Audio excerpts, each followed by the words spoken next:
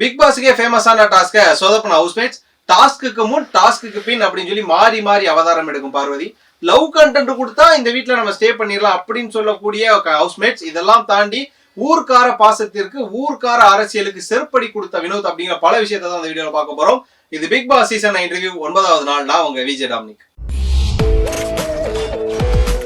So இன்னைக்கு big pass promos ஆரம்பிச்சதுல இருந்து எல்லாருக்கும் இருந்த ஒரு விறுவிறுப்பு என்ன அப்படின்னு பாத்தீங்கன்னா அந்த பொம்மை அப்படிங்கிற ஒரு டாஸ்க் தான். இந்த பிக் பாஸ் சீசன் 1ல இருந்து இந்த பிக் பாஸ் சீசன் 8 வரை இந்த பொம்மை டாஸ்க் வந்தாலே எல்லாரும் ஆரவாரம் ஆயிடுவாங்க.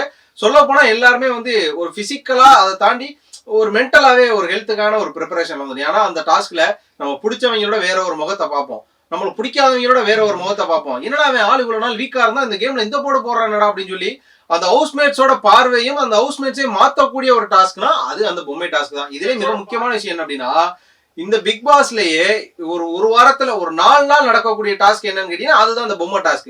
ஆனா இதுல மிக முக்கியமான விஷயம் எப்போதுமே ஒரு சீசன்லயே ஒரு 20 நாளுக்கு அப்புறமா தான் இந்த பொம்மை டாஸ்க் உள்ள வரும். காரணம் என்னன்னா முதல்ல யாரெல்லாம் பிசிக்கலா வீக்கா இருக்காங்களோ அவங்களெல்லாம் எவிக் பண்ணி அமிச்சுட்டு அப்படி இல்லையா அவங்களெல்லாம் இந்த கேமுக்கு ஜட்ஜா போட்டுட்டு நல்ல பிசிக்கலா வெல்த்தா இருக்கிற ஒரு ஹவுஸ்மேட்ஸை வச்சு மட்டும் தான் இந்த கேம் நடத்துவாங்க. அந்த அளவு அடிதடி சண்டை அந்த அளவு நடக்கும். அது சீசன் 2 பாத்தீங்கன்னா டேனியல் ஆனிபோவுக்கும் இன்னொரு பக்கம் மகத்துக்கும் பாக்ஸிங் வரும். அதுக்கப்புறம் பாத்தீங்கன்னா அக்ஷராவுக்கும் சிபிக்கும் ஒரு சண்டை வரும். அதே நேரம் பாத்தீங்கன்னா போன சீசன்ல அன்ஷிதா ஜாக்லின்னு சொல்லிட்டு பொம்மை அப்படிங்கிற ஒரு டாஸ்க் வந்தாலே நீ யாரா தொம்மை அப்படின்னு கேள்வி கேட்கற மாதிரியான ஒரு கேமா தான் இருக்கும்.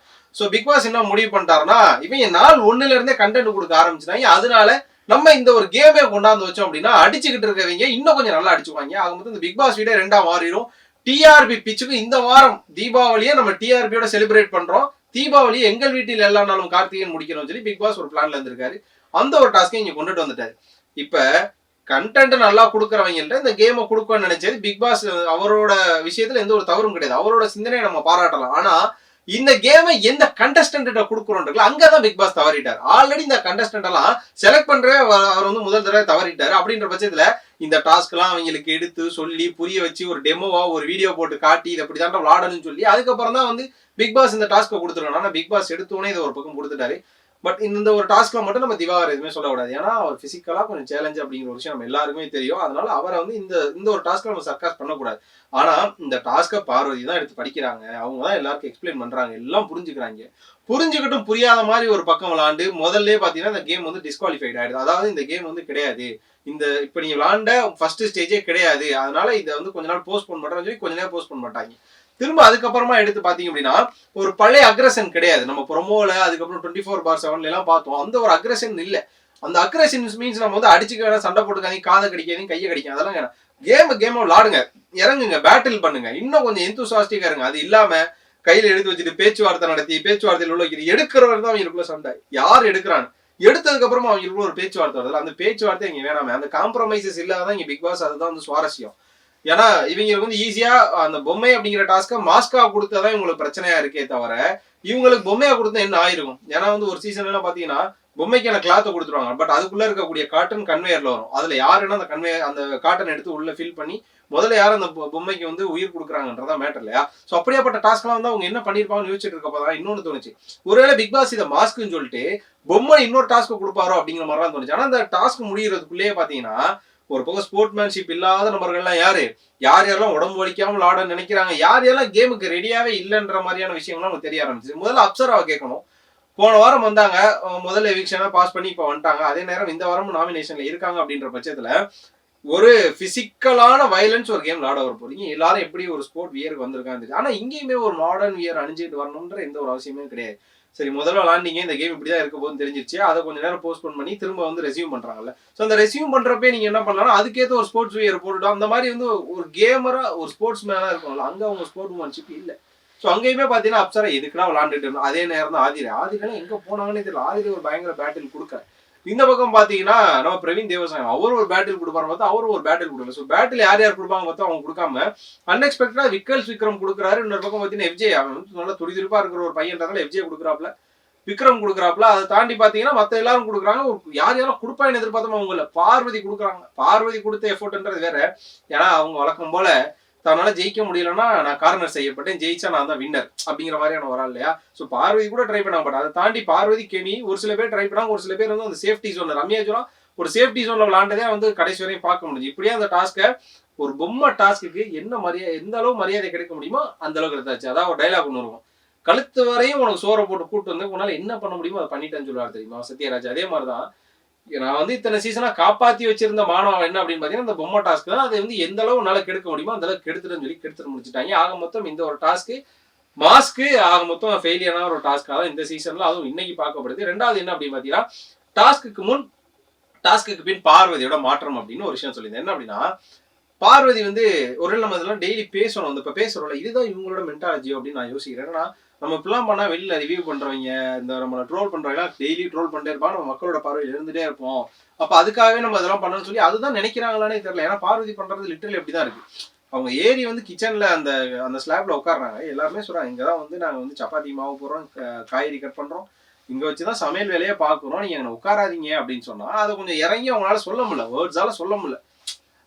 இங்க இப்படி உட்காராதீங்கன்னு சொல்ல முடியல. பட் அதை தாண்டி எல்லாமே சொன்னாலுமே புரிஞ்சுட்டு நான் எங்க வேணா உட்காருவேன், இங்க உட்காருன்னு சொல்லி இதெல்லாம் பேசுற இன்னும் ஒரு மண்டை கிருத்தம் அப்படின்னு சொல்லுவோம்ல. சாப்பாடு எடுத்துட்டு போய் கக்கூஸ்ல உட்காந்து சாப்பிடுவீங்களா? அதுதான் ஒரே கேள்வி. பார்வதி சோறு போட்டு கொடுத்தா பாத்ரூம்ல உட்காந்து சாப்பிடுமா? அப்படி சாப்பிடுற ஆளா இருந்தா அது வந்து கிச்சன்ல அந்த ஸ்லாப்ல அப்படி உட்காந்துக்கலாம். அப்ப அவங்களுக்கு மட்டும் நூடுல்ஸ் வரலாம் அழுக தெரியும், அவங்களுக்கு சாப்பாடு வரலாம் அழுக தெரியும், அந்த மாதிரியான பாலிடிக்ஸ் பார்ஷியாலிட்டியில பார்க்க தெரியும். ஆனா கிச்சன்ல நான் உட்காந்துப்பேன்றதெல்லாம் இதெல்லாம் எந்த ஒரு விஷயத்துலயும் முற்போக்கே ஆகாது. அதான் சொல்லுவாங்களே இங்க சமைக்க தானே போற அதோட உட்காந்து, அதெல்லாம் முற்போக்கே ஆகாது பாரு. இது ஒரு மிகப்பெரிய முட்டாள்தனம். அங்கே லிட்டரலி நமக்கு ரொம்ப இரிட்டேட் ஆகுது. ஓகே பார்வதிட்டு எல்லாத்துக்குமே கெஞ்சனம் போல அப்படின்னு. அதுக்கப்புறம் அந்த சாப்பாடும் கட் ஆயிடுது. அதுக்கு போய் வந்து கமருதீன் பேசுறப்ப நம்ம திவாகர் வந்துடுறாப்லாங்க. போல இந்த திவாகரையும் பார்வதி பிரிச்சு விடுறதுக்கு ஒரு டாஸ்க் வைக்கிறோம். ஸோ பார்வதி பேசுறப்பெல்லாம் நீ பேசு, நீ அதை சொல்லு, நீ இதை சொல்லு அப்படின்னா ஐயோ பார்வதி பேச தெரியாதா இல்ல உனக்கு மட்டும் தான் பேச தெரியும் நினைக்கிறியான்ற மாதிரியான ஒரு கோவம் வருது. அந்த நேரத்துல கமருதீனுக்கு அவருக்கு ஒரு சண்டை வந்துருச்சுன்னு வச்சுக்கோங்களேன். அதுக்கப்புறம் வந்து பார்வதி ஒரு சாரியை கேட்டு ஒரு ஆணியை எடுத்துட்டு போறாங்க அப்படின்ற பட்சத்துல அந்த ஆணியை முதலே பிடிங்கிருக்கலாம்ல.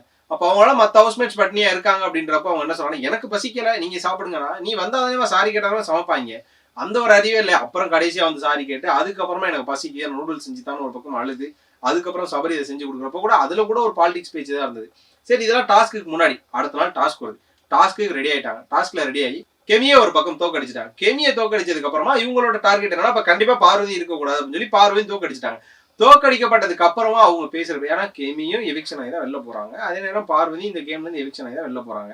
ரெண்டு பேரோட அந்த ஸ்போர்ட் உமன்ஷிப் இருக்குல்ல, கெமி போய் என்ன சொல்றாங்கன்னா நான் ஃபேரா விளாண்டே தெரிஞ்சா என்னை வந்து சேவ் பண்ணுங்க இந்த வாரம் சொல்லிட்டு போயிடுறாங்க. நீங்க என்ன பண்ணணும்னா ஃபேரா தான் விளாண்டே என்னை எவிக் பண்றாங்கன்னு சொல்லிடணும்ல. இந்த ஆத்தா அந்த ஓலப்பாயில என்னமோ ஒரு வார்த்தை ஒன்று சொல்லுவாங்க, அது சொல்லக்கூடாது சென்சார் போட்டு, லபலபா லபலபா லபலபான்னு அந்த அறிகிற மாதிரி அதையே பேசிட்டு corner favouritism corner favouritism corner favouritism சொல்லி அதை பேசுது. அதுக்கப்புறமா துஷார் கிட்ட ஒரு பிரச்சனையை பண்ணி நீ வந்து எடுப்பாரு கைப்புல டே நீ ஒரு ஆம்பளத்து முறை காட்டுறா ஊ இந்த அரண்டவன் கண்ணுக்கு இருண்டதெல்லாம் பேயின்னு சொல்லுவாங்க. அந்த ஒரு கதையை ஆட தெரியாத திருக்கோணல் கதையா பார்வதி தோத்துட்டா அந்த பிக் பாஸ் வீட்டுல இருக்கிற எல்லாமே கெட்டவங்க. பார்வதியை பேச விடலாம் அந்த வீட்டுல இருக்க எல்லாமே கெட்டவங்க. பார்வதியை பேச விட்டு பார்வதியை ஜெயிக்க விட்டு பார்வதி கையில டைட்டில தூக்கி கொடுத்தாதான் இந்த பிக் பாஸ் கேமே நல்ல கேம். இல்லையா இந்த கேமே ஒரு ஃபேக்கான கேம் அப்படிங்கிறதா பார்வதியோட ஒரு ஐடியாலஜியா இருக்கு. அதுவும் ஒரு கட்டத்துல அதாவது துஷார் திரும்ப போய் பேசுறப்ப கூட எடுப்பார் கைப்புல நீ அப்படி இருக்கா, அதெல்லாம் வந்து லிட்டரலி அவங்க நினைச்சுக்கிறாங்க போல நம்ம பேசி ஒருத்தர் ட்ரிகர் பண்றாங்க. பார்வதியை வெளியில கேவலம் ப்ரொஜெக்ட் பண்றாங்கன்றது அவங்களுக்கு தெரியல. வெளியில எல்லாம் வந்து பார்த்து அக்காலாம் ஒரு 2 மாசம் சோசியல் மீடியா பக்கம் வருமா தெரியல, அந்த மாதிரி எல்லாம் ட்ரிகர் பண்றாங்க. ஒரு கேப்டன் அப்படின்றப்போ அவர் அந்த கிச்சன்ல உட்காராதீங்கன்னு சொல்றதுமே கேட்கணும். அப்புறம் என்ன கேப்டன் மரியாதை, நீ சொல்றதுல நான் உடன்பட, நீ உடன்படாம போ, அவரை உன்னை பிரெயின் வாஷ் பண்றதா இருந்தாலும் வேலையா. அதுக்கப்புறம் நைட்ல வந்து கன்வின்ஸ் பண்றப்ப கூட நைட்ல வந்து எடுப்பார் கைப்புல நீ அப்படி இப்படி நீ தலக்கணத்துல ஆடாத, தலக்கணத்துல அவர் ஆடுறாப்புல தலை ஆகாமலே நீ இவ்வளவு தலக்கணத்துல ஆடுறியா அப்படிங்கிற மாதிரியான ஒரு மைண்ட் செட் தான் பார்வதி கொடுத்துட்டாங்க. Parvathi literally one of the irritated person in ever I seen அப்படின்னு சொல்லலாம். அதுவும் பிக் பாஸ்ல அந்த மகத்து இந்த கேட்டகரிக்கு அப்புறம் இவங்க தான். அதுக்கப்புறமா ஒரு விஷயம் சொல்லிங்கன்னா லவ் கண்டென்ட் கூட தான் இந்த வீட்டுல இருக்கலாம் அப்படின்னு நினைக்கிறாங்க அப்படின்னு நம்ம பிரவீன் காந்தி ஐயா வந்து அரோரா கிட்ட சொல்ல நம்ம 2 பேர் லவ் கண்டென்ட் கூட இந்த வீட்டுல இருப்போம் அப்படின்னா அதுக்கப்புறம் ஐயா அனுப்பிச்சு விட்டாங்க. இன்னைக்கு ஒரு இன்டர்வியூ கொடுத்துட்டு போயிட்டார் நமக்கு. அதுக்கப்புறம் பாத்தீங்கன்னா உள்ள துஷாருக்கும் அரோராவுக்கும் ஒரு லவ் போற மாதிரியான ஒரு விஷயங்கள் இருக்கு. அது போகாதான் நேத்து நம்ம பேசணும். எஃப்ஜேக்கும் ஆதிரிக்கும் லவ் போற மாதிரி இருந்தது. பிக் பாஸ் கூட்டு வான் பண்ணாரு. இன்னைக்கு ஆதிரி சொல்லிட்டாங்க நாங்க ஃப்ரெண்ட்ஸ், நீங்க நினைக்கிற மாதிரி ஒண்ணு இல்லடான்னு சொல்லிட்டாங்க. ஆனா இன்னைக்குதான் வந்து அரோராவன் ஓபன் பண்றாங்க. என்ன அப்படின்னா நம்ம கமருதீன் போய் லைட்டா ஒரு இதை பிட்டை போட்டு பார்த்துருக்காரு. நான் இது மாதிரி யாருக்கிட்டையும் மனசு விட்டு பேசினது இல்லை, நீ அழகா இருக்கன்னு நினைக்கல, ஆனா இதெல்லாம் நடந்தணும்னு பயமா இருக்கு அப்படிங்கிற மாதிரி இவர் கொஞ்சம் இறங்கி அரோரா கிட்ட பேச, அரோரா அதை போய் துஷார் கிட்ட சொல்றான். ஏன்னா கமருதீனுக்கு அரோரா மேல கண்ணா இருக்கலாம், ஆனா அரோராவுக்கு துஷார் மேலதான் கண்ணு. ஆனா இதை கேட்டாங்க பிரதர்ஸ் அண்ட் சிஸ்டர்னு சொல்லியிருக்காங்க. ஆக மொத்தம் அதுக்கு என்ன சொல்லியிருக்காருன்னா கமருதீனே நம்ம லவ் கண்டென்ட் கொடுத்தா அந்த வீட்டுல இன்னும் கொஞ்சம் நாள் இருக்கலாம் நம்மளை வச்சுப்பாங்க அப்படின்னு. அப்ப இவங்கெல்லாம் ஒரு செட் ஆஃப் பிளான்ல தான் வந்திருக்காங்க. என்ன அப்படின்னா நம்ம சொன்ன மாதிரி 8 சீசனை பார்த்துக்கிட்டு லவ் கண்டென்ட் கொடுக்கணும், இல்ல ஆரம்பத்துல இருந்து சண்டை போடணும், இந்த வீட்ல யார் ஸ்ட்ராங்கான பிளேயரோ அவனுக்கு எனிமியா இருக்கும், லைக் ஆரியன் பாலா அப்படின்ற மாதிரியான ஒரு காம்பினேஷன். அசீமன் அந்த சீசன்ல ஒரு விக்ரமன், இந்த மாதிரியான ஒரு பேட்டில்லே நம்ம இருக்கணும். அப்படி இருந்தாலும் இந்த வீட்டுல தங்க முடியுன்றது அவருக்கு தெரிஞ்சு அப்படி ஒரு கன்சிடர்ல வந்திருக்காங்க போல. ரொம்ப ப்ரிப்பேர்டான ஒண்ணு. ஆனா லவ் கண்டென்ட் கொடுத்தா மக்கள் ஓட்டு போடாம தூக்கி எரிஞ்சிருவாங்கன்றது இன்னும் அவங்க தெரியல. ஏன்னா பிக் பாஸ் காதல ரசிச்ச கூட்டங்கள்லாம் எப்பயும் மலையேறி போச்சு. அதுவும் இவங்கள ரசிப்பாங்களாங்கிறது இன்னும் மிகவும் சந்தேகமா இருக்கு. அண்ட் ஃபைனலா அந்த ஊருக்கார அரசியலுக்கு செருப்படி கொடுத்தார் வினோத் அப்படின்னு சொன்னா என்ன அப்படின்னா, ஒரு 4 நாளுக்கு முன்னாடி எதுக்கு பார்வதி பிரச்சனை திவார் வர்றார், திவார் பிரச்சனை பார்வதி வராங்க, இவங்களுக்குள்ள என்ன ஒரு இது இருக்கு, என்ன நடந்தாலும் அண்ணன் அண்ணன் அண்ணன் ஒட்டிக்கிட்டே இருக்காங்களே, பார்வதி எதுக்கு திவார் பேச்சுக்கெல்லாம் அடங்கி போறான்னு ஒரு டவுட் இருந்தது. அதை நான் என்ன சொல்லியிருந்தேன், அவங்களுக்குள்ள ஒரு ஊருக்கார பாசம் இருக்கும், 2 பேர் மதுரை பிளஸ் பார்வதி எப்பயுமே இந்த ஊர் வேரியை பத்தி பேசக்கூடிய ஒரு ஆள் அப்படின்னு சொல்லியிருந்தேன். லிட்ரலி இன்னைக்கு அது கேமராலே பேசி வினோத்திட்ட திட்டு வாங்கிக்கிறாங்க. என்ன அப்படின்னா, உன்கிட்ட இருக்கிற ஒரு துமுறு இருக்கே, அதாவது அந்த மதுரக்காரங்கள்ட்டே இருக்க ஒரு துமுறு, நீ துஷார் ரொம்ப ட்ரிகர் பண்ண, நீ அதை பண்ற, அந்த திறமையெல்லாம் ஓட்டா தான் இருக்கு, நீ இருக்கே இந்த மதுரக்காரங்களுக்கே இருக்க நையாண்டி, மதுரக்காரங்களுக்கே இருக்க நக்கல் அப்படின்னு சொன்னோன்னே வினோத்தோட சும்மா ஒரே ஊர் மட்டும் தான் அங்க இருக்க மாதிரி பேசாத, நீ எந்த ஊரா இருந்தாலும் சென்னை தானே மெட்ராஸ் தானே பொழைக்க வந்திருக்க அப்படின்னு நீங்க சாத்துங்க அப்படின்றாரு. என்ன சாத்துங்க பூத்துங்க, நீ எதுக்கு பொழைக்கிங்க அப்படின்னு சொல்லி அப்படி ஒரு காம்போல சண்டை போயிடுது. ஆக மொத்தம் அவங்க ஊர்க்கார பாலிடிக்ஸ்லயும் ஊர்க்கார வெறியில, இந்த ஜாதி வெறி மத வெறின்னு சொல்ல அது மாதிரி இது ஒரு ஊர் வெறி, ஊர் வெறியில தான் இருக்காங்கன்றது இன்னைக்கு ஊர்ஜிதமாகி விட்டது. என்னதான் வாட்டர் மேலனோ இன்னொரு ஒரு பக்கம் சண்டை போட்டாலும் அவங்களோட அந்த மெய்யழகன் காம்போ பாத்தீங்க அப்படின்னா சோசியல் மீடியால பயங்கர ட்ரெண்டா போயிட்டு இருக்கு. அதெல்லாம் யார் பார்த்து என்ஜாய் பண்ணீங்களோ அதை கண்டிப்பா கமெண்ட்ல சொல்லுங்க. அதுவும் குறிப்பா அந்த கும்பலக்கா அந்த கும்பலக்காவை யார் பார்த்து என்ஜாய் பண்ணீங்களோ அவங்க கண்டிப்பா கமெண்ட்ல சொல்லுங்க.